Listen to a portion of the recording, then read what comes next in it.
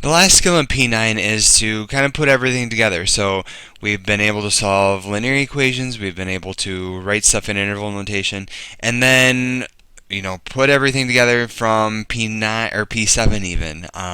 So the first thing here we're going to do is to do a quick refresher about the absolute value, what it actually means. Well, it does mean distance from 0. So if I look at the absolute value of x being 4, okay, so if I put 0 on a number line, well, the distance that x is, so it's saying the distance that x is from 0 is 4.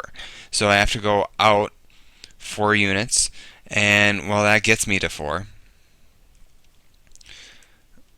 Positive 4, but remember I can also go in the negative direction, and that'll be a distance of 4, but then I end up at negative 4. So this means that x is either 4 or negative 4.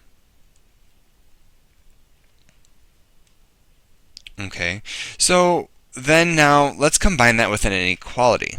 Why? Because math people like to do this. So determine the solution set for p if absolute value of p is equal to 2 or that. So by what we just talked about, we first know that p here could be negative 2 or 2. So let's write that down, negative 2 or positive 2. Okay. Remember that we have or in this case. Okay, so that means that we're probably going to have a union of things. And then now this other one is a linear inequality, so I can go ahead and solve for p. So I would subtract 2, so I get minus 3p is less than or equal to positive 3 after I subtract 2, and if I divide, p is going to be great. Oh, I have the inequality reversed. Let's switch that. Okay, so this should be greater than or equal to, and then if I divide, that'll be p is less than or equal to a minus 1. Okay, so to begin with, I'm just going to put all this information on a number line. So p is 2 and negative 2, so here's negative 2, here's positive 2. I'm going to put dots because I do have equality, and then at negative 1, I'm going to put another dot. Alright, and then let's see, negative, less than, so that goes this way. Okay, now remember that for or, this means union. So I need to take everything that is either in this, that is either given to us by this condition or this condition, and that has to be in my answer.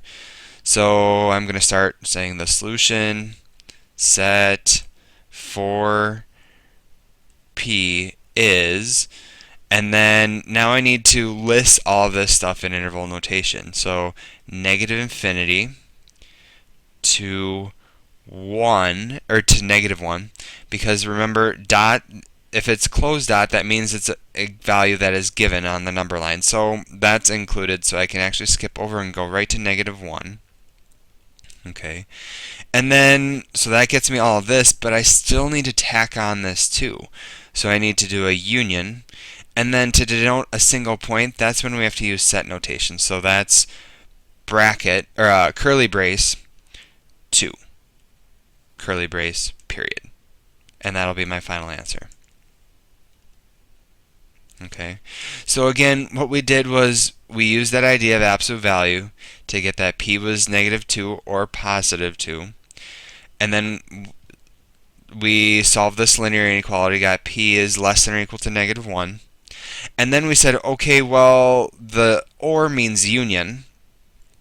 So I looked for everything that they had and put it in one interval, in one answer. Okay, if it was intersection, I could only use the points that they have in common, which would have been this negative 2. So it would have been a single point if it said and then it would have been an intersection. Okay. Next problem. So it says determine the solution set for k if k is less than negative 3 and 3x minus 2k plus 1 is equal to 0. And right off the bat, there is a typo. There should be a solution set not for k, but for x. Okay. So this first one is already solved for us. That's fine and dandy. But next thing is this equation. So, well, how this all is going to work out together is that I want to solve this equation for k. Why? Because I already know information about k. So if I go ahead and do that, I'm going to isolate k. So I have 3x plus 1 is equal to 2. Hold on here. 2k.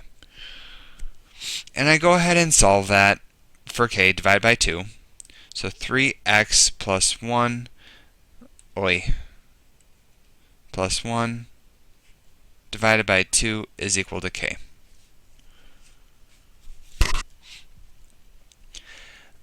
And so I have it isolated, and now I use this information. So I know that k is less than 3. So then I say that, well, this stuff, which is the same as k, so I'm going to just replace this stuff